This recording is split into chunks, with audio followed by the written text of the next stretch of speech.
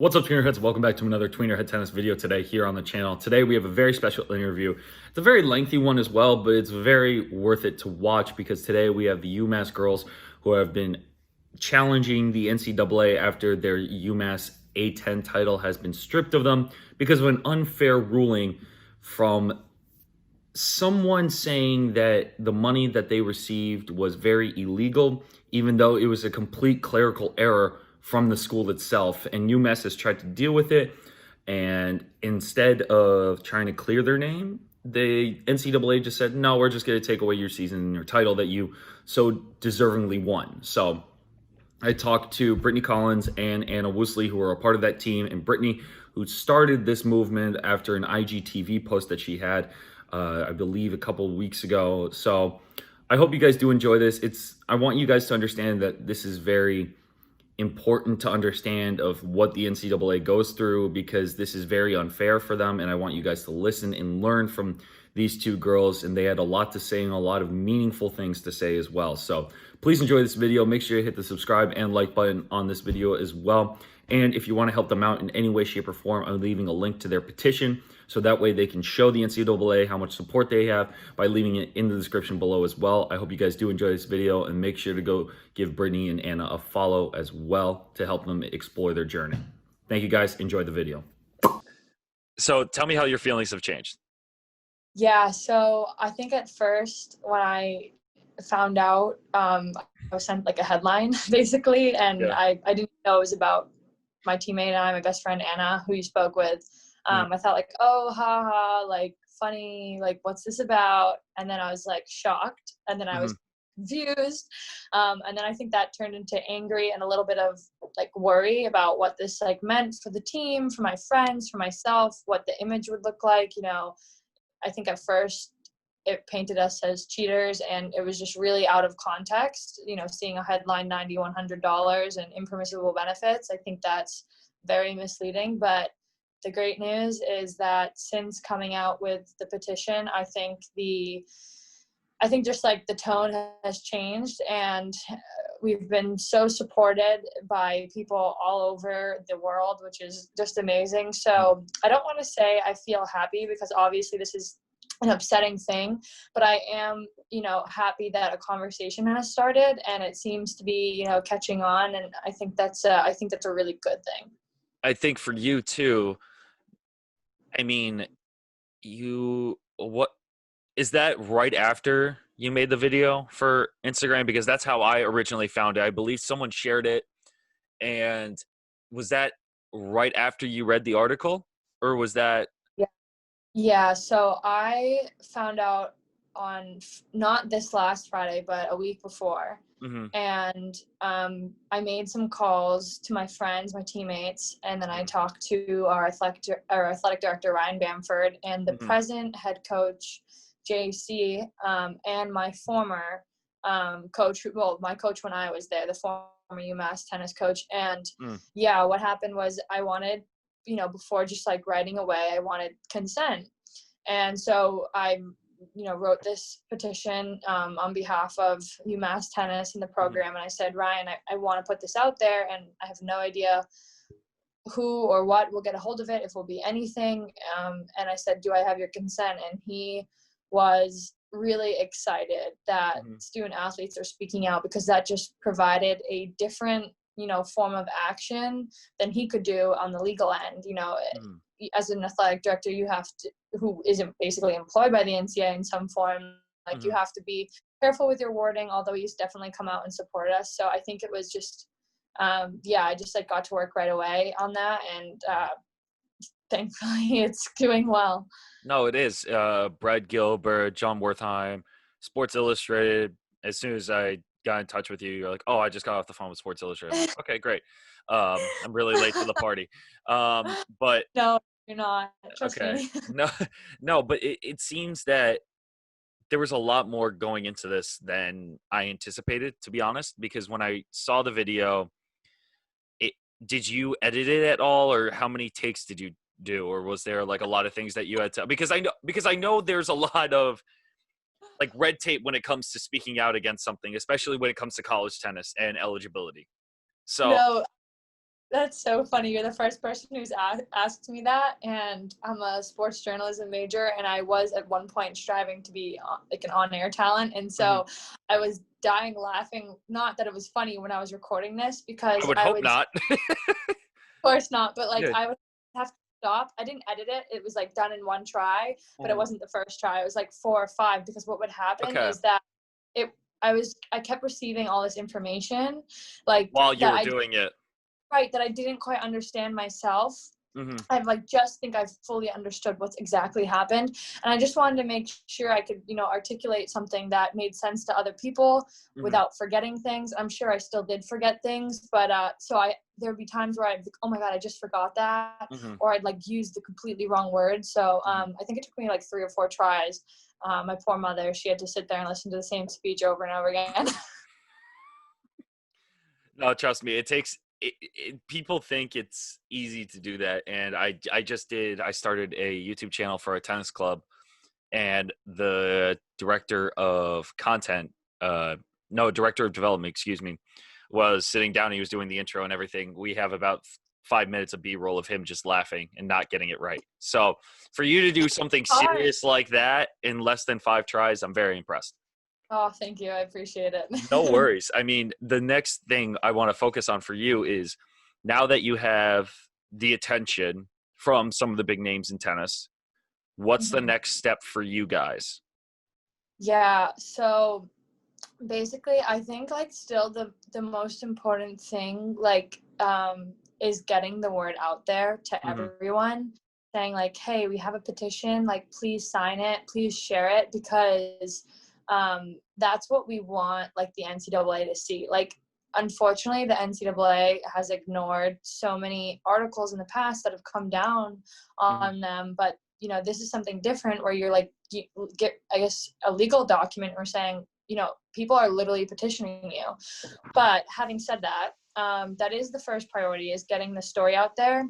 My goal and the team's goal is to reach people with big platforms that actually, could help us go somewhere with this. So I'm trying to meet, or I should say I am meeting with some individuals on NCAA committees this week, because I work with them. Like I am upset with them, but I want to work with them, and my team does too, because like you can't do change. You can't make change without the other party being present. So I think getting there step 2. And then, it's a long shot right now, but we did have Senator Chris Murphy from Connecticut retweet the Globe article. And so so my goal is to I would love to speak with Massachusetts officials and other people who may be able to solicit some advice on, how do we actually make change so that the NCAA actually protects their student athletes, not what's happened here. I totally agree. The interview with Anna, your teammate, is coming right after this one, and I'm putting it all together into one video. And Amazing. the thing I talked about with her is the money situation, with just understanding where the money went, where it came from, and what it was reimbursed for. Because for you, it was like $126 a piece, right? Or $156 a piece? No, it was $126 a person, $252 total. And this was reimbursement from the school to you for what exactly? It was something that had to do with, she said, telecom.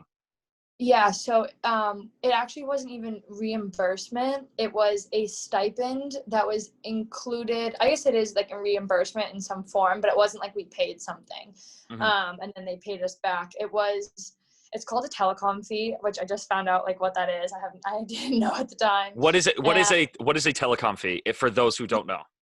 So a telecom fee was a stipend that athletic schools would provide their student athletes who lived on campus for a dorm phone landline. I know, it's I shouldn't laugh, but that is what we got paid for. But the problem was, well, there's 2 problems. One, we didn't have dorm phones even when I did live on campus. So perfect. Because it was irrelevant, the NCAA and UMass stopped that stipend the year that we were paid. So it went out the last year on the 2015-16, that when it was grouped into our some check for our scholarship. So the problem was that money, the clerical error, was just grouped in with our lump sum of money that goes, it just gets deposited into our bank account so that we can pay our bills. And we had moved off campus. And for some reason, somebody didn't catch, like, that's only for on campus, or they didn't realize we were living off campus. And so we were not entitled to that money. So that's where the issue arises. We were paid for a dorm phone and for on campus only, but we lived off campus, so we're not entitled to that. Great. So it's not necessarily even your fault. It's just a mishap that wasn't corrected. And yeah, that's the big problem, is that they're blaming the student athletes with the punishment, and it wasn't our fault. So that is the big problem here. Have you spoken or have you heard of other stories that have happened like this, or has there been a similar situation in tennis or another sport that you've found out about or you've talked to about this to kind of get a reference point? Yeah, I haven't talked to anyone about this. I have been, like, reading just to see, like, what's happened in the past, and there's nothing, like, quite exactly, like, as minimal as that I've been able to find, as minimal as this situation. There has been some other situations, like, recently, like with the, you know, an overpaid fee by accidentally with other teams, but I haven't spoken to them. Just what I've been educating myself on is, like, when they do vacate seasons and, like, what for, like, what when do you vacate a season, like, what punishment does that require? And it just doesn't add up for us, because there's been, like, these major offenses done in NCAA history, and they did not vacate their seasons nor punish their athletes multiple times. So, I mean, a lot of people bring up, like, I think it was UNC, like, the cheating, like, fake classes, things like that. So that's what I'm trying to, like, educate myself on right now, to really understand, like, you know, why everybody's so upset with the NCAA aside from this. Because the money situation goes back a really long way, especially in college sports. We look at basketball, we look at football, we look at what happened with Penn State football. That was one of the most tragic stories in college football history. The Reggie Bush situation at USC, where he got paid so much money that they took away his Heisman, but they still welcome him on campus with open arms and still have all this situation. And I talked a little bit with Anna, and you guys can continue to listen to this interview to listen to what we said. But for me, tennis is one of those sports where it's not the moneymaker unless you're a big school.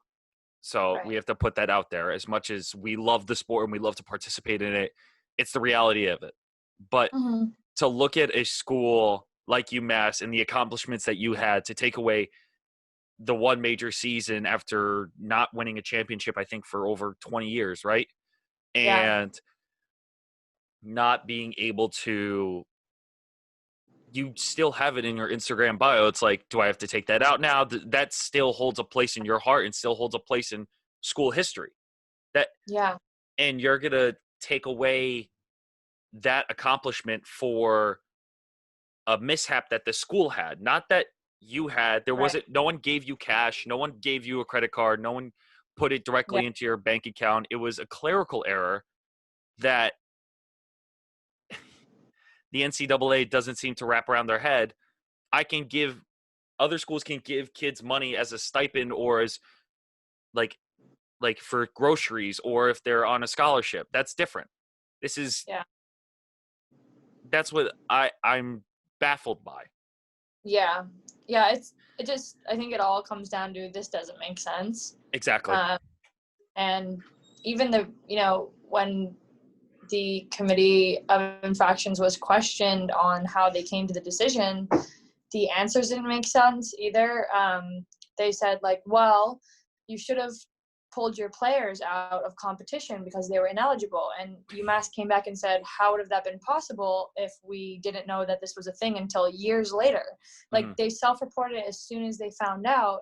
And it's like, how could we have pulled out the player? Like, that doesn't make sense.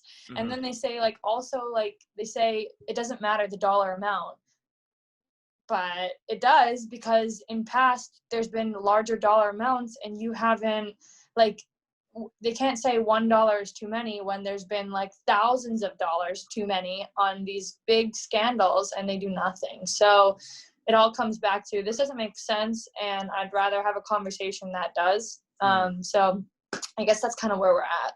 And have you talked to anyone directly at the NCAA, or has there been a representative that you're in contact with through this UMass or through yourself that's reached out to the NCAA? Have you been in contact with anyone of that sort? Yeah, I haven't had my meetings yet, but I have been in contact over email and text, because I reached out and I just said like, hey, like, this was my team and I really would love to talk, because I'm really interested in like who's supposed to hold the NCAA accountable and like who's supposed to represent student athletes. And so I'm trying to learn as much as I can about those committees and like talking to people and see like, what do they have to say about it? Do they agree? Like, cause they're student athletes themselves. So I think that's really interesting, because I almost want to, you know, they've actually been great and reached out to me as well and said, how can we help? So I'm not throwing them under the bus by any means. But I kind of want to say like, well, if this were you, how would you feel? So that's where I'm at right now with reaching out to the NCAA. Is there like a player representative for the NCAA that talks to players like yourself for situations like this, or no? Yeah, the committee, I think, well, I don't know about situations like this, but the committee that represents the student athlete voice is called, I think it's Student Athletics Advisory Committee. We call it SAC. And they have yes, they have one for every single campus, but then there's a higher up committee, I think, of like graduated student athletes that work with the NCAA, and their goal is to do a number of things, like provide information on legislation and rules and things like that. So that's why I'm reaching out specifically to them, because according to the NCAA website, it's like them who somewhat holds the NCAA like to a standard, right? So that's why I'm kind of digging into there and just wanting to talk to people. And this petition that's been going around, I signed it today, over 3,000 signatures. Thank you.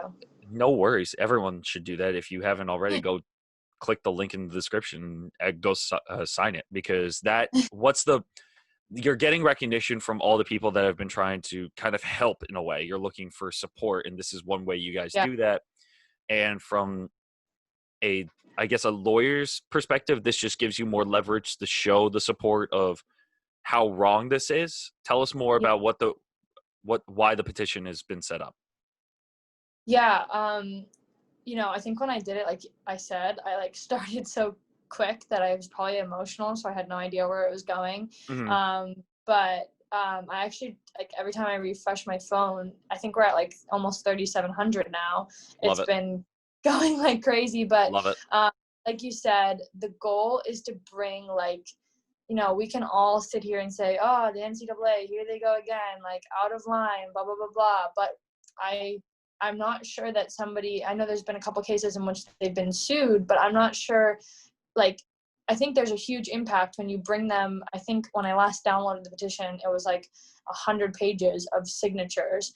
And when you bring that to them and they say, look, like, people are upset with this, like, we want this overturned, and that's the first step in, you know, making positive change, and like seeing that the NCAA isn't just kind of like a faceless organization, right? Like, then like, put some faces to it and you show like a little bit of a humane side. And don't get me wrong, I think there's a long way to go here, but having said that, like, that's the goal of the petition. But on a different goal, like, you know, I think the petition like just like adds another level to the story, right? And so I hope that, you know, after like talking to wonderful news outlets such as yourself and podcasts and things like that, Thank you.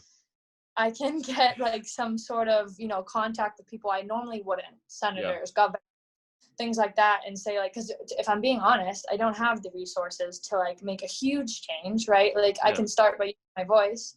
But so that's kind of why I started it, because I think it may be, you know, at the very least, it's a conversation starter, right? And then at the very most, I hope that it really can contribute to some positive, you know, effects in the future.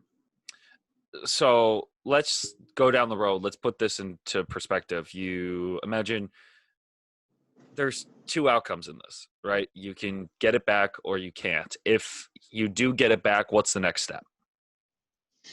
I think, well, so getting it back, I think, will be months from now. I think the appeals court, I think that's a little bit a ways away. Okay. But I think if we do get it back, I'll first just be like grateful. Like that's amazing. Like we made an impact. Like I hope that sets like a precedent for, you know, future cases. Because I mean, I hope there is no future cases, but I hope this like sets some sort of standard for these things. And then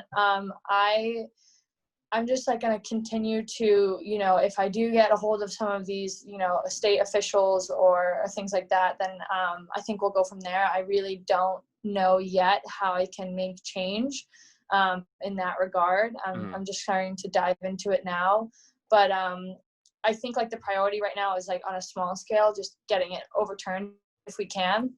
And then seeing, you know, what conversations. I think talking to the NCAA will be awesome. Like no matter what happens, I think like just for them to like see how this is affected in reality, not just like us, not just my team, you know, nobody sees like the support system that goes into a small team, because it's not like something like you said that's recognized often. So, you know, we have a group called FUMPT. It's Friends of UMass Tennis, and it's a lot of, you know, older, like retired people. There's a mix in there, but those are people that, you know, for instance, when we won A10s, drove like an hour to meet us at the airport with signs. Those people are affected too. Like those people are dedicating their time, you know, to our program. And so I think just like starting the conversation with the NCAA, sorry, I got on a little bit of a tangent there, but no, you're fine. Yeah, I just think like showing them a face, like being like, hey, like, this is me and these are my friends and this is our team and our community and you've really affected us. And I think that's the priority. And I think that's kind of the same way with, even if you don't get it back, you're still trying to provide that same kind of insight and opportunity for those to not go through this, and kind of use it as a footnote in a way to move forward with this kind of movement, because there's a lot to learn from this situation. By all means, this is not normal in any way, shape, or form in any sport. So I think you guys have a very unique situation that needs to lead to a bigger scale in my mind, because this is kind of a serious thing, at least in the college sports world. Yeah, no, for sure. I mean, I'm not sure if, you know, Anna brought this up. I'm, you know, blessed like that I live so close to my school, but for somebody like Anna and for, you know, all our international teammates, you know, my best friends, that's like, it's disappointing for me too, but it's really disappointing to them because they put faith in a system where they literally moved across the oh, sorry, I didn't lose you, did I? No. Okay, my phone went black. But yeah, like what just happened? Yeah, so I just think that's like really hurtful for them, because they've been, you know, they come over and they think, well, we'll trust the NCAA, we're going to come over here. And I think that it really sends the message to future prospects that are coming from international. I mean, think about how many international student athletes, not even just tennis, come over here, and then they see something like this and they're like, oh, well, like if that's a harsh penalty for that minor crime, like maybe I'll reconsider what I'm doing here. So yeah, I think it's a big deal. It is serious. And I'm going to ask you the same question I asked Anna, and before going to UMass, and I believe you transferred, correct, to be closer to home to UMass. Yeah. What was your idea or preconceived notion of the NCAA before this happened and after this happened? I'll be honest, like, because tennis is not a huge thing to the NCAA, like, because we don't make money, like, didn't think much of it. Was like super grateful to have a scholarship and at both my universities, and to play tennis, you know, work your whole life, you get somewhere finally and you're like, yes. So I've been nothing but, you know, appreciative for that. I think while being at college and like learning about stuff, it just, you know, I'm still appreciative like of all that I've received from the NCAA and from our school. So I just think that money needs to be redistributed in healthier ways. that seems to be the main topic that comes up with the NCAA, is like there's like power and there's money, and it seems like money becomes the forefront of every issue. Like, I'm not even just talking about the small thing, but I'm just talking about the fact that, like, you know, they look the other way when their star players that are bringing them in millions do something wrong. And I think that's really the problem. And I think if like the was redistributed, then in a healthier way, you know, focusing on mental health of athletes, however you want to be it, like, and just like kind of take away some of that power, you know, where they don't have anyone to face to, then I think we would be better off. So I still appreciate the NCAA, I really do, because it gives opportunities for people like me, but I do recognize there's a lot of issues, and I'm just disappointed that it seems like they kind of showed their true colors in their agenda here. I couldn't agree more. Personally, I think there's a lot of, like I said before, it's been happening a lot, and it's been, I think last year was one of the first times that it became a true conversation, especially not in tennis, but in other bigger sports that such as football, of paying the players and that kind of situation. So money seems to be the solution and the problem, but mostly the problem, because you never really know how it's going to involve certain people. So, I mean, this is one situation where we can see it as the problem wholeheartedly, and it's not even your fault. So I really appreciate you coming on. Coming up next is Anna's interview, and I can't wait to show you guys more of what's going to happen. Thank you. Appreciate it so much. And please send us the links to everything. We're going to share it, of course, because it's just amazing, like, having, you know, people like you interested in our story. It really, like, I don't think we can express how much it means to us. So thank you. No, it's not a problem. I'm here to help you guys. I want to give you guys a platform, and following up this, we're going to listen to Anna. So let's get into Anna's interview right now. Awesome. Thank you. No, thank you. I'll just ask you the first question, because I mean, with everything going on, you were a part of this UMass team. And the first question that I had was, how did you first feel when this all came about? I was kind of in shock, to be honest. Ever since we won A10s, it's always felt like a dream. And I've always said it always felt too good to be true, because we hadn't won it for 20 years. So when we finally won it, it was really incredible, an amazing achievement for our team. And I've always felt like a dream, and like someone could take it away. But everyone said, Anna, you need to wrap your head around, no one's going to take it away from you. You actually did win it. And then when I heard that news, it was like, really? Finally, someone is wanting to take this away from us when we really did win it. And it feels just really crazy and surreal, because we fought so hard for that championship, and for those 3 years of my college career to be taken away over something that we really had no idea of or no control over just seems really just unfortunate. What year were you when you won the A10? It was my senior year. It was potentially my last match. I was the captain of the team, co-captain. And I guess my whole college career had been building up to that moment.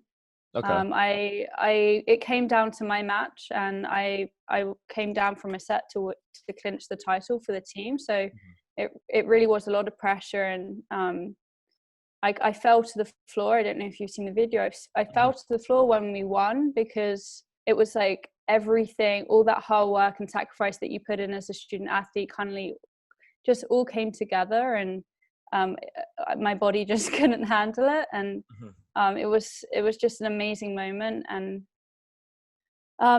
probably the greatest moment of my life so far. And then to hear that, you know, it might be taken away is crazy.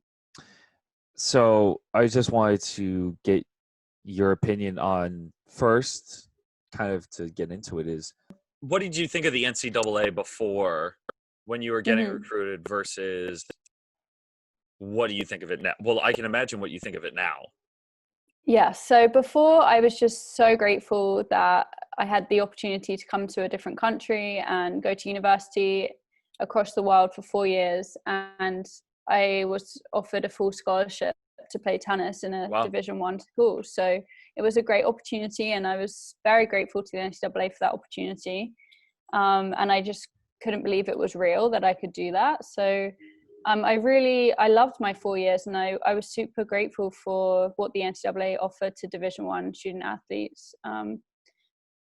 And I did my master's in sport management. So I guess I've looked a lot into the NCAA and some of the things that have come up in the news in the last few years.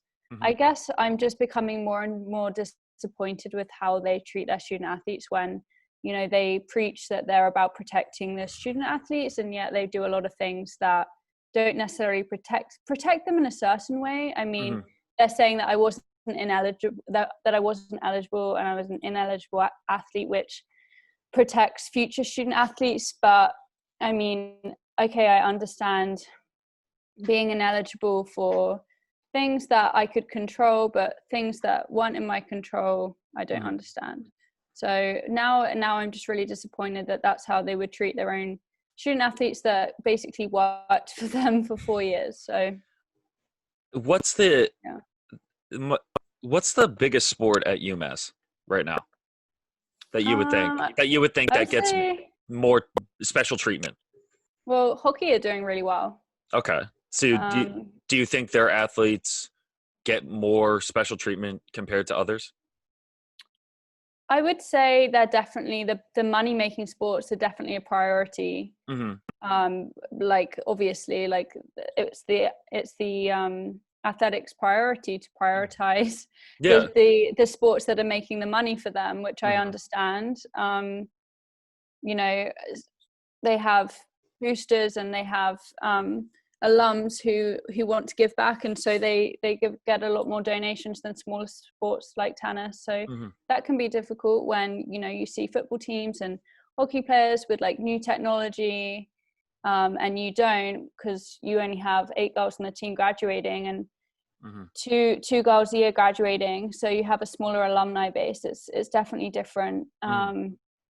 But overall, I think they do their best. Ryan Bamford is amazing. He does his best to make sure like there's equal treatment for every sport. So I think they do a really good job with that, UMass.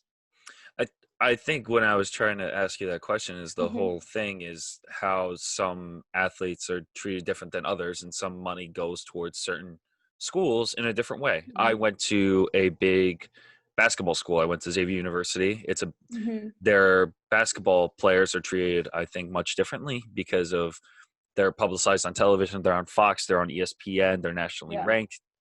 And I remember especially there was a rumor, or I don't know if anyone could confirm it or not, is that students that are on the basketball team that have full scholarships also get $1,000 a month or a week for food or groceries. But if they have a full meal plan and it's completely paid for, why are you still giving them an extra $1,000? And that's going to be overlooked because it's a expense or it's a necessity.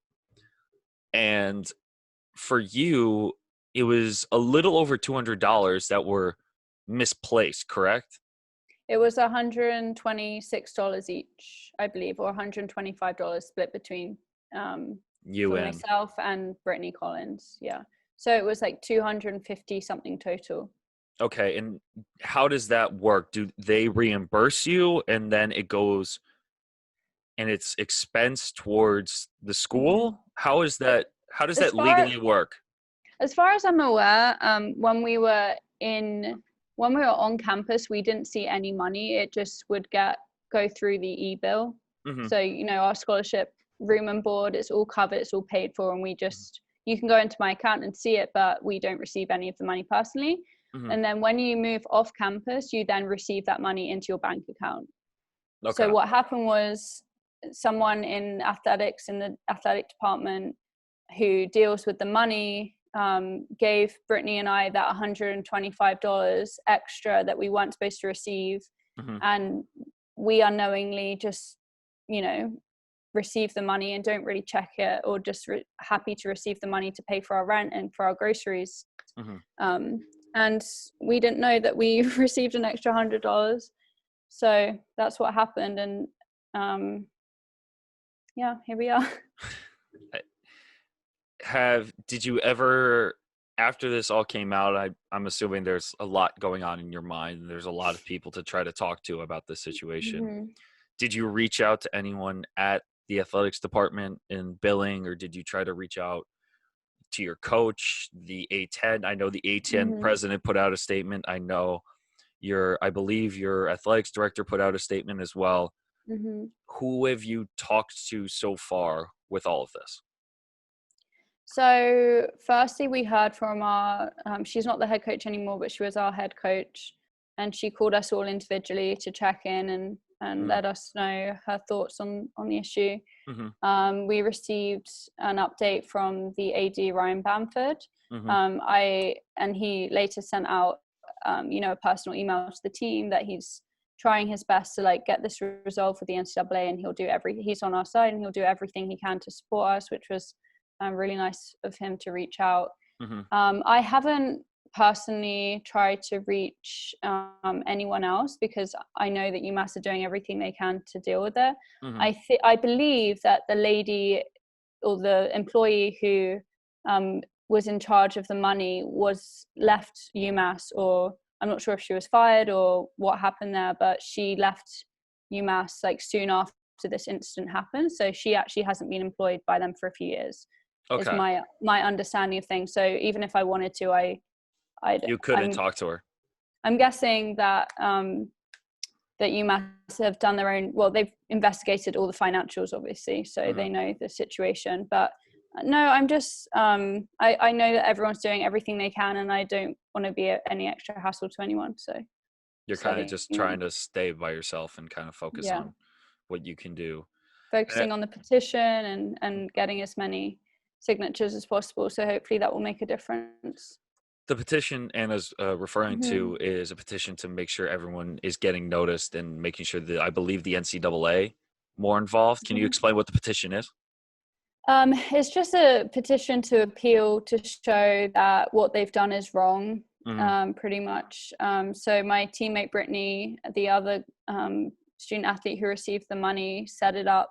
It's just to appeal the NCAA so that when they're going through the process with lawyers, they have a little bit more they can bring to the case. This many people also believe that you are in the wrong, and these student athletes shouldn't be penalized for such a crazy thing. And so far, I think I signed it today, and it's over 3,000 signatures, which is a huge amount because this isn't just about college tennis. This is just about how student athletes are, I wouldn't say mistreated, but in terms of dealing with this kind of situation with financials, even with a little bit of money that wasn't even noticed by you, wasn't even given to you in cash. No one gave this to you directly into your bank account. This wasn't a direct deposit. This was on your e-bill that goes towards your scholarship, towards your education, towards your board. And especially someone who's from a different country, I feel like that you're just going through the motions when it comes to that kind of stuff. So when people see this, they have to realize that the NCAA may have made one of the biggest mistakes in college tennis. I can't imagine what you guys are feeling, because this is, excuse my language, but this is fucking ridiculous at some point. It is. It's just so heartbreaking. We're all so proud of what we achieved. And it's just so disappointing that something so silly, like we would both put up our hands if we had known about the money, if we had done anything that would performance enhance, our ability on the court, we would own up to it. We would never do that. But if there was a genuine mistake from our part, we would be the first people to say, our bad and hand over the title. But really, for such a small amount of money that we had no idea about, and even UMass didn't know about, like no one knew about it. And also UMass self-reported it. There's a lot of this. The thing is, a lot of colleges now may not self-report incidents like this because this is what's going to happen. So, they're trying to set a precedent, but I think it's done the opposite. It's had the opposite effect, probably. I'm trying to find why, especially tennis. We all know that tennis isn't the moneymaker in any college unless you're a USC, a UCLA, Pac-12, SEC school. So to nitpick something like that, and what was the money for exactly? It was replacing a cord, right? It was a telecom fee, and I'm not 100% sure what that means, but it's supposed to cover when you're living on campus. I think it covers like your Wi-Fi bill, I believe. It's something to do with like technology when you're living on campus, the expense that is. So then you're not supposed to receive that when you move off campus, and there was a mistake that was made. So it's not even like it was It's meant not to like be. it was. No, like no one paid you for anything. No. Literally, it was just a misprint in billing. And the fact that UMass reported it did the very responsible thing of because it's a mistake. And oh no, and, it helped a student athlete paid for the bills because it's hard to live as a singular student, not in your own country. Yeah, let's just take away the biggest title of their lives. Yeah, and also we would both pay back more than double that if we could now. You know, like if we could pay that back, we would, but it's obviously too late. And we would have given it, the thing is, if we had known about it, we would have given it back then and there. But you can't come back 3.5 years later and say, oh, this happened, but you didn't know about it, but we're still going to penalize you for it. You know, if they're aware of it, if someone's aware of something they've done, then I understand penalizing them. But there's something, you know, that no one knew about. It just seems incredibly unfair. Why was there any given reason, or was there anyone specifically in contact with you guys from the NCAA that said we looked at this, or was it just all of a sudden there was no? Well, so we weren't made aware of it because it didn't involve necessarily like the student athletes, I guess.